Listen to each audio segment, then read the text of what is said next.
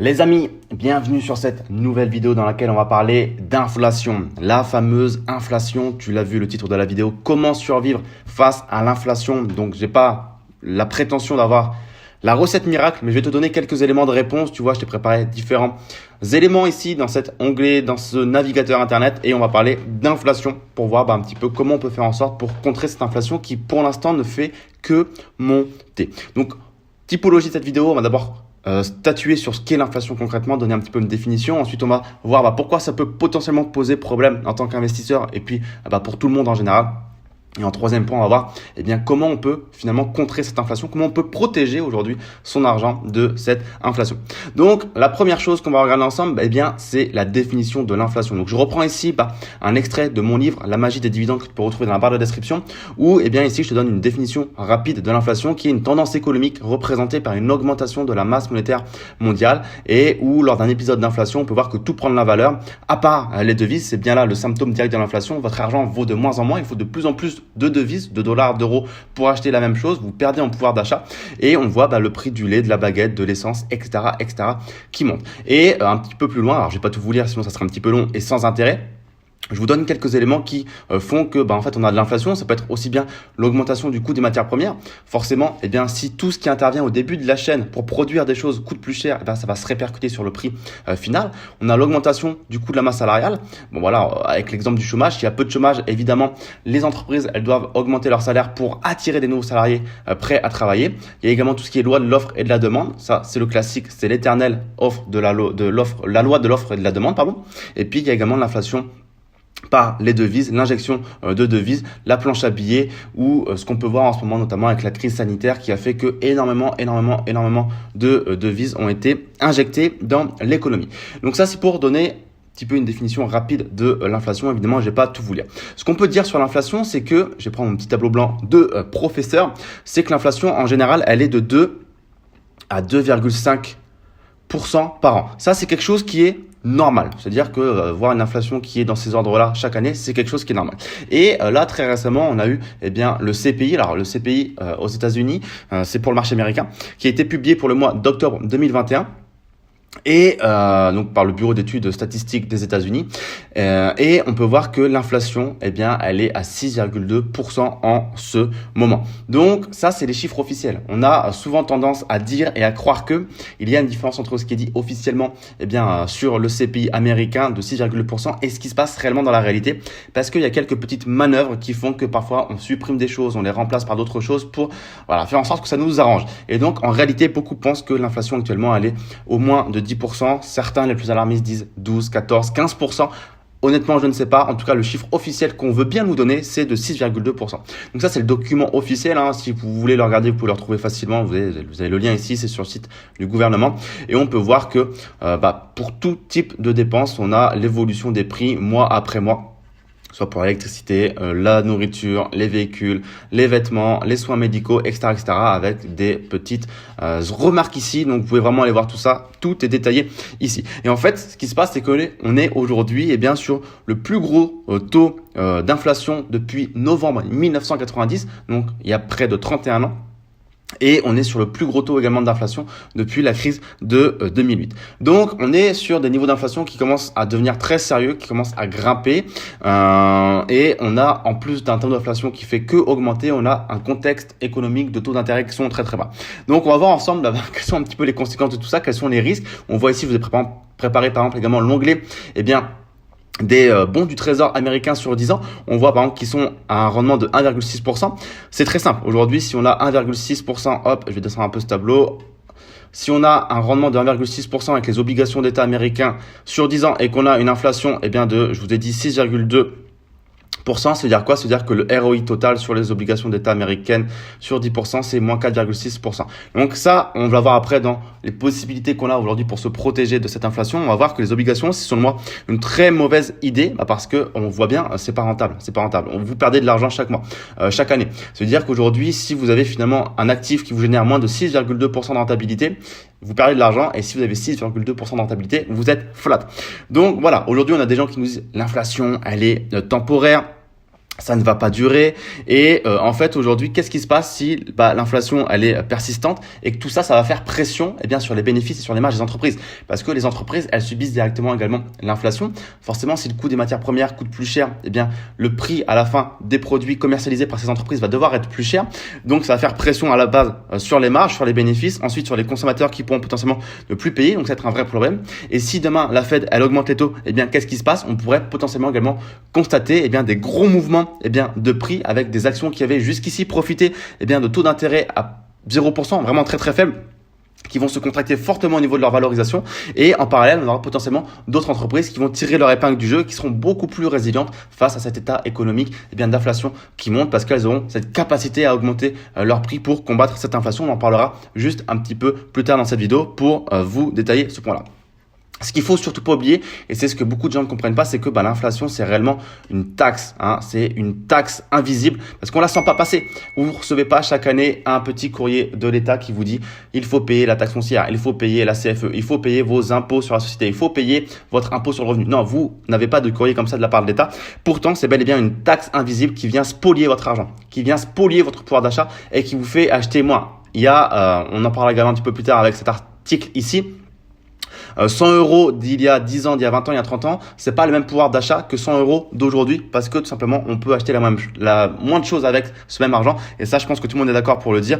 Il y a les anciens qui ont vu le passage du franc vers l'euro et qui s'en sont bien rendus compte. C'est une taxe invisible d'inflation. C'est pernicieux, c'est là. Et si vous avez 10% d'inflation comme certains le disent, qu'on a peut-être en ce moment chaque année, 10% par an, au bout de 10 ans, ça veut dire quoi? Ça veut dire que vous avez perdu 100% de votre pouvoir d'achat en seulement 10 ans. Donc ça, c'est vraiment pour faire une démonstration évidemment très très simple, mais c'est également pour vous montrer la puissance de l'inflation. C'est-à-dire que ça peut faire très très très mal.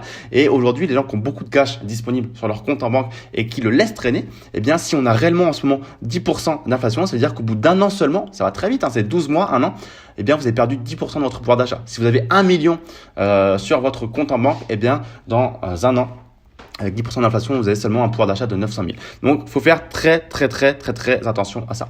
Toutefois, l'inflation, c'est pas forcément aussi mauvais que ce qu'on veut nous faire croire. Il faut également avoir ça en tête. J'en parle justement dans mon livre un petit peu plus loin. Alors, je sais plus précisément où, mais je vais vous en reparler un petit peu tout de suite. C'est que l'inflation, ça a quand même du bon pour certaines personnes, notamment pour ceux qui ont des dettes. Oui, parce que forcément, tous ceux qui ont des dettes, ils vont pouvoir rembourser ces dettes avec des dollars qui valent moins aujourd'hui que ceux qu'ils ont empruntés auparavant. Donc, c'est beaucoup plus simple de rembourser ces dettes. Donc, tous ceux qui sont emprunteurs, notamment en immobilier aujourd'hui, si vous êtes investisseur immobilier, l'inflation, c'est bon pour vous. Vous allez pouvoir rembourser beaucoup plus facilement. Mais également les entreprises qui ont des dettes long terme qui sont relativement élevées par rapport à leur capitalisation, c'est bien pour elles. Elles vont pouvoir rembourser plus facilement. Mais également les gouvernements, c'est-à-dire un gouvernement américain ou français ou autres qui sont fortement endettés aujourd'hui, l'inflation les arrange également puisque ça leur permet de rembourser leurs dettes beaucoup plus facilement parce qu'encore une fois, les dollars d'aujourd'hui ou les euros d'aujourd'hui valent beaucoup moins que les dollars ou les euros qui ont été empruntés auparavant. Donc, c'est beaucoup plus facile de rembourser. Et j'ai même envie de dire, si l'inflation, on va faire un petit schéma ici rapido, c'est même pas un schéma, mais si l'inflation elle dépasse le taux, alors c'est dur d'écrire comme ça la souris, mais vous allez me comprendre.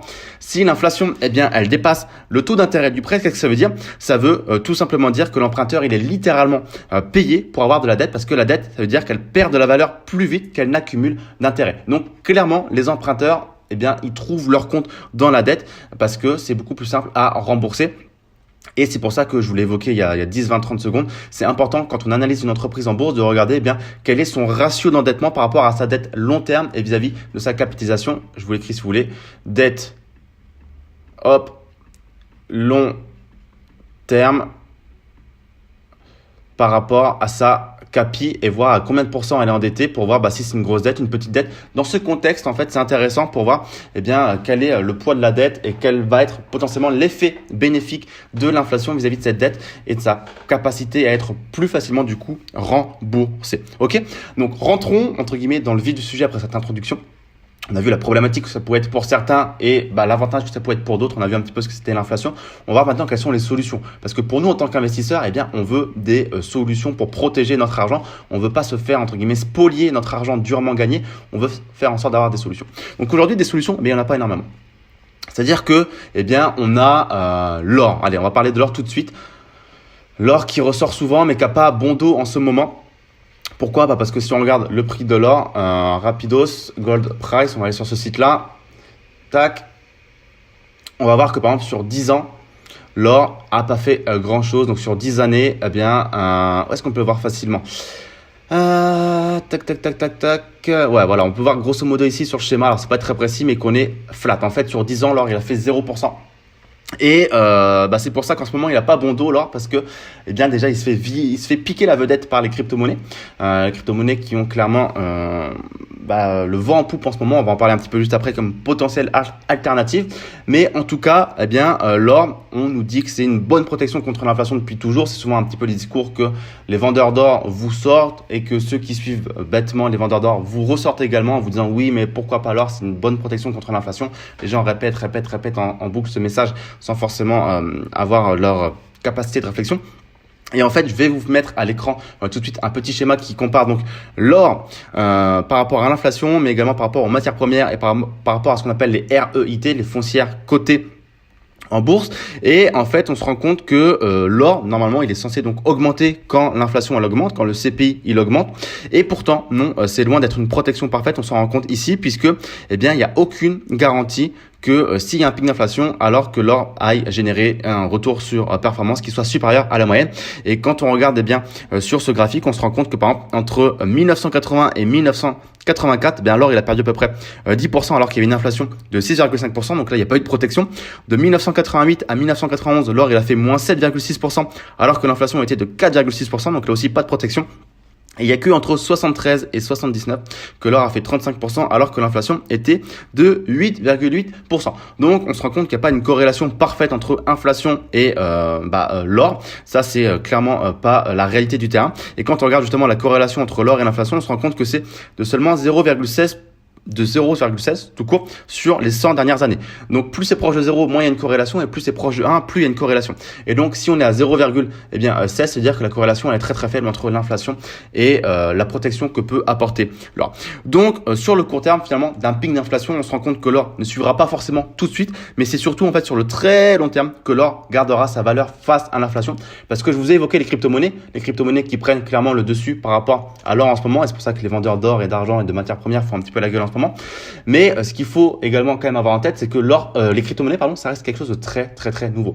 Et entre les deux, entre un bitcoin et un or, si je devais parier sur qui sera encore là dans 50 ans ou dans 100 ans, j'ai plus tendance à croire que l'or sera encore là dans 50 ou 100 ans que potentiellement le bitcoin ou l'Ethereum ou une autre crypto-monnaie. Donc ça n'engage que moi évidemment, ce n'est que mon propre avis. Mais voilà.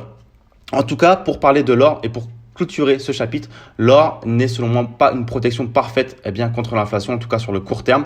Et puis également, ça ne génère pas de cash flow. Donc c'est-à-dire qu'aujourd'hui, il n'y a aucun revenu qui peut être tiré de l'or. Ok.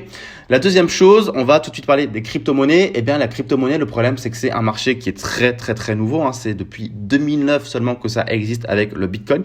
Et même si c'est très très très régulièrement marketé, comme je viens de vous le dire à l'instant, comme étant une nouvelle protection contre l'inflation ou comme étant le nouveau or, aujourd'hui, il faut quand même garder en tête que c'est très volatile. On peut avoir de très grosses fluctuations. On ne le voit pas forcément ici aujourd'hui lorsque je tourne cette vidéo sur les mouvements sur les dernières 24 heures, puisque en fait on a que très peu de mouvements là, très étonnamment, on n'a que 0,10% de volatilité sur les dernières 24 heures pour le Bitcoin, 1,25 pour l'Ethereum, ça semble presque pas normal. Mais ce qu'il faut retenir, c'est que pour la crypto-monnaie, on a quand même énormément de volatilité, et c'est quand même la dernière chose qu'on veut avoir, la volatilité, quand on parle de protection contre l'inflation. Donc voilà, tu regardes en tête que les crypto-monnaies, c'est bien, moi j'en ai en portefeuille évidemment, mais ça reste très volatile et pas forcément la protection parfaite aujourd'hui contre l'inflation. Alors certains vont me dire, oui, mais Raphaël, si tu compares la performance du Bitcoin, du S&P 500, de l'or et de tout ce que tu veux sur les 10 ou 20 dernières années, c'est clairement le BTC ou l'ETH qui a surperformé tous les autres actifs, et j'en suis entièrement conscient, et c'est pour ça qu'il faut à tout prix évidemment avoir de la crypto-monnaie dans son portefeuille. Mais selon moi, il faut faire attention, ça reste quand même un actif très nouveau et très volatile. Ne pas faire un all-in par exemple dans les crypto-monnaies. Ensuite, on a les obligations dont on a évoqué tout à l'heure ici avec les bons du Trésor américain sur 10 ans. Ce qu'il faut garder en tête, c'est que l'intérêt des obligations, il est nominal. Ça veut dire quoi? Ça veut dire que, on va faire un exemple chiffré, ça sera plus simple. Si vous avez 100 euros de prêté et qu'on vous rembourse 3% d'intérêt, eh bien, vous allez gagner 3 euros. Ça, c'est sûr. C'est certain. C'est 3 euros. Ça va jamais bouger. Ce sera pas 2,50 €. Ce sera pas 3,50 €. Ça sera toujours 3 euros. L'intérêt, il est nominal. C'est-à-dire que ça va pas changer. C'est-à-dire que c'est 3 euros. Votre 3%, votre taux d'intérêt, il va pas évoluer. Il va pas être très revalorisé, pardon. Ça sera toujours 3%, 3 euros. OK? Donc le gros problème, c'est de dire que si l'inflation, elle est de 6,2% comme on l'a vu en ce moment, ça veut dire que vous vous faites, entre guillemets, baiser, excusez-moi le terme, parce que si vous avez 3% d'intérêt, mais que l'inflation, elle est à 6,2%, encore une fois, vous perdez 3,2%. Donc votre intérêt est nominal, c'est pas revalorisé sur ce qui se passe dans l'économie vis-à-vis de l'inflation. Et donc en fait, ça vous permet pas de vous protéger contre l'inflation. Et donc c'est là le gros problème. OK? Et la solution qui est, selon moi, la plus adaptée aujourd'hui, c'est, vous me voyez venir, les actions à dividendes croissants. Pourquoi ? Parce que ça a toujours été une solution testée et retestée dans différents épisodes économiques et surtout d'inflation. Et dans le passé, on a toujours prouvé que ça fonctionnait pour contrer l'inflation. Donc, je ne vais pas me contenter de dire ça pour vous convaincre. Je vais également vous montrer différentes ressources que je vous ai préparées. Mais en fait, ce qu'il faut avoir en tête, c'est que vous devez trouver des actions d'entreprise qui vont vous verser des dividendes dont le dividende est revalorisé de façon supérieure au taux d'inflation. OK ? Et vous notez ici, tac, il faut que le dividende soit supérieur, au taux d'inflation. Donc là, vous allez me dire, oui, Raphaël, c'est beau, c'est la théorie, mais est-ce que réellement dans la pratique, ça existe ce que tu nous proposes ici ? Oui, puisque déjà pour mon propre portefeuille à moi, je me rends compte que 80% des entreprises arrivent à augmenter le dividende en contrant l'inflation. Donc ça, c'est plutôt une très très bonne chose. C'est-à-dire que le portefeuille, il est résilient à l'inflation et que mes dividendes ne font pas que augmenter pour le simple plaisir d'augmenter. Déjà, il me protège, c'est-à-dire que de l'inflation, il me protège. L'inflation, elle est là. On peut pas choisir en tant qu'investisseur s'il y a de l'inflation ou pas. C'est comme ça, c'est une réalité du terrain économique. Et savoir que ces dividendes déjà nous protègent de l'inflation, nous protègent notre pouvoir d'achat, c'est déjà une très très bonne chose. Et ce qu'il faut également retenir, c'est que je vais vous montrer tout de suite ce schéma parce qu'il va directement vous parler. Tac, tac, tac, ici. C'est que, les dividendes, généralement, presque double l'inflation. Donc on a, je vous l'ai dit tout à l'heure en début de vidéo, une inflation qui est généralement de 2 à 2,5% par an. Ici a été pris 2%. Et on se rend compte que de 1871 à 2021, donc je ne vous parle pas d'une petite étude, on se rend compte que les dividendes sont généralement de 3,7% au niveau de leur croissance. Croissance du dividende 3,7%. Donc on a presque un facteur de x2 ici. Donc ça veut dire que la croissance des dividendes, elle est de 3,7%. Alors que l'inflation est en général de 2%. Est-ce que ça vous paraît clair? Est-ce que vous comprenez ça? Dites-moi dans les commentaires si ce n'est pas le cas, mais ça veut dire que littéralement, les entreprises américaines sont en mesure de dépasser l'inflation et de faire en sorte de supprimer cette inflation. Clairement, toutes les entreprises ne sont pas en mesure de le faire, mais on le voit ici, en tout cas, sur cette longue période d'études, c'est clairement la réalité. On est sur plus de 150 ans ici. On est sur une grosse étude. On n'est pas sur quelque chose de tout petit. Donc, c'est toute l'importance aujourd'hui de faire en sorte de trouver ces entreprises. Il n'y en a pas forcément énormément, encore une fois. Sur les 500 entreprises du S&P 500, il va y en avoir plein qui ne sont pas capables de verser des dividendes, plein qui ne seront pas capables de l'augmenter et plein qui ne seront pas capables également de dépasser l'inflation. Mais il faut faire attention. Par exemple, ici, il faut faire attention à ce point-là. Par exemple, ici, je vous ai préparé une entreprise qui est très connue dans le milieu du dividende, qui vient d'annoncer là, il y a 2 jours par rapport à cette date de cette vidéo, qu'elle a augmenté son dividende de 5,1%. Dans un contexte où on nous annonce en même temps que l'inflation est de 6,2%, il faut faire attention parce que là, il y a un delta de 1,1%. Pardon. Donc, encore une fois, c'est pas suffisant. Alors, attention, potentiellement, cette entreprise va réaugmenter son dividende au cours de l'année. Il faut savoir que cette entreprise, elle est généralement appréciée des investisseurs parce qu'elle verse un dividende mensuel tous les mois. Donc, il suffit que dans 6 mois, elle réannonce une augmentation du dividende et elle va contrebalancer l'inflation de 6,2%. Potentiellement, déjà dans l'année, elle a augmenté précédemment son dividende et donc elle est bien au-dessus des 6,2%. Mais si c'était sa seule augmentation de dividende de l'année, il faut savoir que ce ne serait pas suffisant par rapport à l'inflation. Donc, il faut faire attention. Il ne faut pas se dire, waouh, trop bien, cette entreprise, elle a augmenté le dividende de 5,1%. C'est génial, je vais gagner plus d'argent. Non, dans la réalité de l'inflation actuelle, vous perdez de l'argent malgré cette augmentation de dividende. Donc, encore une fois, il faut faire attention de ne pas regarder que ce qui se passe d'un point de vue de l'augmentation du dividende, mais également regarder ce qui se passe d'un point de vue du tissu économique. Ok. Et je vais revenir sur ce petit article que j'ai vraiment apprécié parce que je le trouve très intéressant. Hop, je vais prendre mon petit stylo, si je peux le prendre quelque part, je sais plus c'est où, ici, pour faire le professeur. Voilà. Hop, du rouge. Donc ici, on nous parle encore une fois de ce que je suis en train de vous parler dans cette vidéo, de l'inflation qui fait qu'augmenter et des faibles taux d'intérêt. Ok. Là, on nous dit que les dividendes, ils ont augmenté de façon historique sur plus de 150 ans, je vous l'ai montré auparavant, plus vite que l'inflation et que ça nous aide en tant qu'investisseur de dépasser l'inflation. Donc ensuite, on nous parle des ETF parce que c'est un article sur les ETF. Ensuite, on nous dit ici que le premier Big Mac coûtait 45 centimes et qu'aujourd'hui, il coûte à peu près 6 $. Donc ça, il faut faire attention également, c'est tout le danger de l'inflation. Et on nous met ici l'évolution du prix du Big Mac. Et surtout, je vais finalement revenir sur ce que je vous ai dit auparavant, juste ici. C'est cette vraiment image, ce graphique qui vous démontre encore une fois que l'inflation allait dépasser par les actions à dividendes largement 3,7% ici. Et c'est vraiment tout ce qu'on doit retenir, nous, en tant qu'investisseurs. On vous remet également ici l'avantage d'investir dans des actions qui versent des dividendes croissants et réguliers par rapport aux entreprises qui n'ont pas de dividendes ici. Ou hop, je reprends mon stylo. Alors quand j'ai mon stylo, je ne peux pas scroller, c'est le gros problème. Mais on voit ici que les entreprises qui versent pas de dividendes, clairement ont moins de performance que les entreprises ici qui versent des dividendes croissants et réguliers. Et les entreprises qui versent un dividende mais qui font pas évoluer ce dividende ici, la courbe noire foncé, ont quand même moins de performance que les entreprises qui ont un dividende croissant et régulier. Je vais en parler justement dans mon livre. Ici, alors si je fais une petite recherche avec Initiator, voilà, ici, je vous avais préparé également un graphique dans le livre où on voit que les entreprises qui ont un dividende croissant ou qui commencent à émettre un dividende ont une performance qui est bien meilleure, encore une fois, sur une longue période de temps, puisqu'ici on est sur plus de presque 50 ans, un peu plus, c'est ça. Donc, on voit encore une fois que les actions qui versent un dividende croissant régulier ont une plus belle performance que les entreprises qui se contentent que de verser un dividende sans le revaloriser, ou que l'indice du S&P 500, ou que les entreprises qui changent pas leur dividende, qui font pas évoluer leur dividende, ou les entreprises qui payent pas de dividende, ou encore une fois qui le suppriment. Ça c'est encore pire, puisque celles qui suppriment leur dividende, on voit qu'elles sont tout en bas ici, ça se passe très très mal pour eux. Généralement c'est un gros warning. Donc voilà pour cet article, je crois que c'est tout ce que je voulais vous montrer. Oui, sur cet article, voilà. Également, je vais vous remettre le petit schéma que je vous ai montré au tout début sur l'or, pour vous montrer également que on nous parle des REIT, les foncières cotées. Donc les foncières cotées, c'est typiquement des entreprises cotées en bourse qui ont pour but, qui ont pour cœur d'activité l'immobilier.